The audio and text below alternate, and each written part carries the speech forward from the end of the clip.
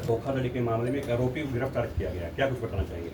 देखिए, मैं आपको बताना चाहूँगा कि संगठित अपराध के विरुद्ध कार्रवाई करते हुए फतेहाबाद पुलिस ने एक बड़ी सफलता हासिल की है।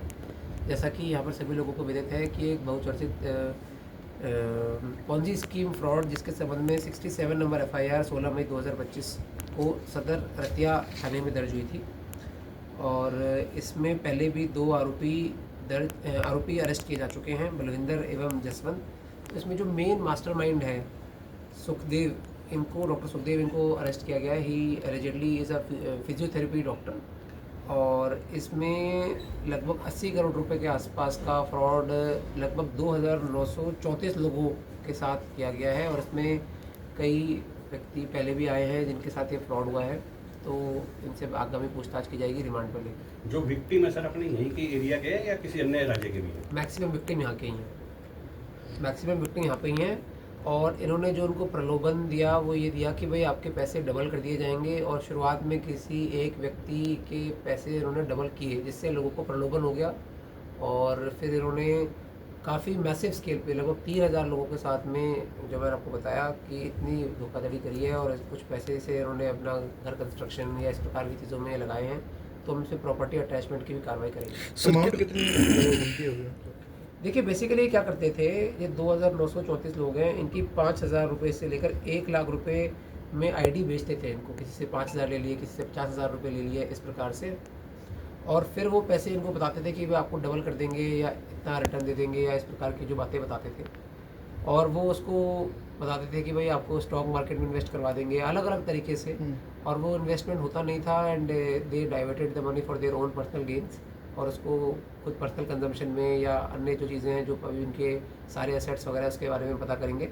बट काफ़ी यहाँ पर जो गाँव वासी थे, पर्टिकुलरली सहनाल गाँव के और आसपास के बहुत सारे लोग मेरे पास अनेकों समय पे मेरे पास आए हैं कि भाई लोगों के काफ़ी पैसे इसमें लगे हुए हैं, तो मैं मानता हूँ कि भाई इनको पकड़ने से जो भी रिकवरी होगी उससे काफ़ी लोगों को रिस्पाइट मिलेगा। जो मेन एक्यूज आने वाले ये हैं कंपनी का MD यही मतलब इन्होंने बेसिकली कंपनी बना रखी थी, Sheeshpal frontline consultancy and services private limited.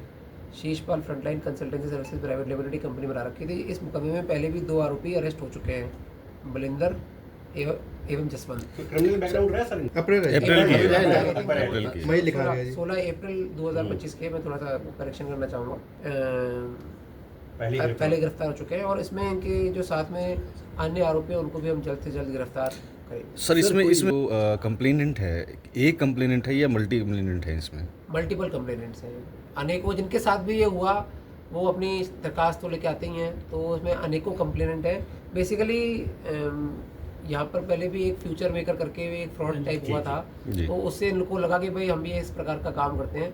तो मैं आपके माध्यम से ये भी बताना चाहूँगा कि कुछ ऐसे जो युवा होते हैं वो गलत रास्ते पे चल देते हैं और संगठित अपराध की दुनिया में पहुँच जाते हैं और ना सिर्फ इससे उनके घर वालों को और बाकी समाज को भी बड़ा नुकसान होता है। तो निवेदन सबसे ये रहेगा कि इस प्रकार की जो चीज़ें हैं इसमें ना संलिप्त हो, क्योंकि कानून इसके संबंध में बहुत सख्त है और देर सवेर ये इस प्रकार की चीज़ें उजागर हो ही जाती है और फिर नियमानुसार कार्रवाई अमल में लाई जाती है। रिकवरी भी है कुछ इसमें सर?